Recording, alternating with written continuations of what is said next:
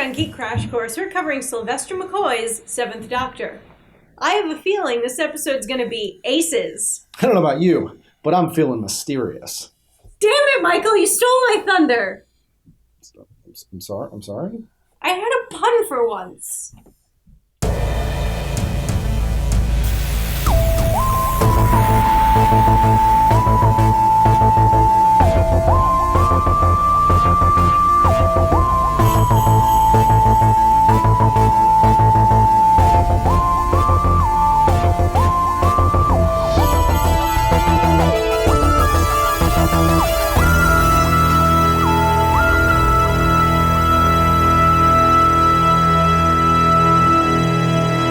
The Seventh Doctor era saw Sylvester McCoy take on the role, with producer John Nathan Turner remaining on board for what will be the final 3 seasons of classic Doctor Who.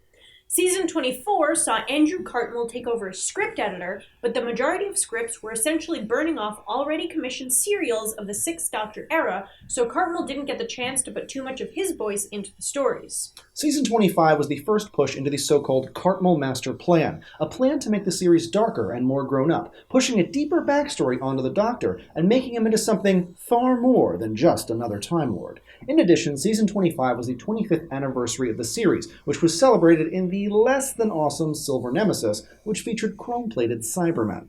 The idea of a darker Doctor really started to build steam in the increasingly dark Season 26, which saw the Doctor become more of a sinister mastermind figure. This season was also the last due to cancellation by the BBC. The darker feel of this season set the tone for the Virgin New Adventures novels, which would pick up where the series left off when it was cancelled in 1989. But more on those in a little bit. Sylvester McCoy later returned for a cameo as the Seventh Doctor in the 1996 TV movie, passing on the torch to his successor. The Seventh Doctor began as a bit of a bumbler when he started, but grew into a darker, much more manipulative persona, not afraid to use his companions in long-game schemes to fight his enemies. His costume consisted of a safari jacket, light at first and then dark later, plaid pants, and a Panama hat. The question marks on the previous Doctor's shirt collars were replaced with a brightly colored question mark vest, which was a questionable fashion choice. Just in case you forgot the Doctor was mysterious, he also carried an umbrella with a bright red question mark handle. In the TV movie, the Seventh Doctor was depicted as older, traveling alone and using a sonic screwdriver again. His outfit was also toned down, building more of an elder statesman look and feel to the old Doctor before his regeneration into the Eighth, which was caused by medical complications on the operating table after he was shot by street toughs on New Year's Eve 1999 in San Francisco. Get it? Questionable fashion choices. He's got question marks. I get why the Doctor got darker. You get it? The Seventh Doctor's Panama hat was actually Sylvester McCoy's. He wore it into his audition. McCoy kept the hat after the series ended and took it and his question mark umbrella with him to the set of the 1996 movie. The hat was used. The umbrella, not so much. The Seventh Doctor's era is an easy one when it comes to on-screen companions, with only 2 joining the Doctor, one at a time, starting with Melanie Bush, who stays by the Seventh Doctor's side after his regeneration, eventually leaving with roguish mercenary Sabalom Glitz. Ace then joins the Seventh Doctor for the remainder of the series. She's a working-class girl with a penchant for carrying high explosives in her bag. A companion in the punk mold, Ace tends to get pushed into situations by the Seventh Doctor's manipulation, but the 2 of them come to a mutual understanding before the end of the series. Ace continues on with the Doctor into the spin-off media of The Wilderness Years. 1989 to 1996, from the cancellation of the original series to the TV movie, were the first part of what would be called the Wilderness Years. New Doctor Who stories came in the form of New Adventures novels released by Virgin Publishing. These stories pushed the Seventh Doctor into even darker adventures and featured a handful of new companions, the biggest of which was Professor Bernice Summerfield, a future archaeologist who eventually gained her own spin-offs in novel and audio form. The final lines of the classic series, a speech by the Doctor to Ace as they walked to the TARDIS, were actually dubbed in after the production team had learned that they'd been cancelled. Coincidentally, McCoy recorded these lines on the 26th anniversary of the series.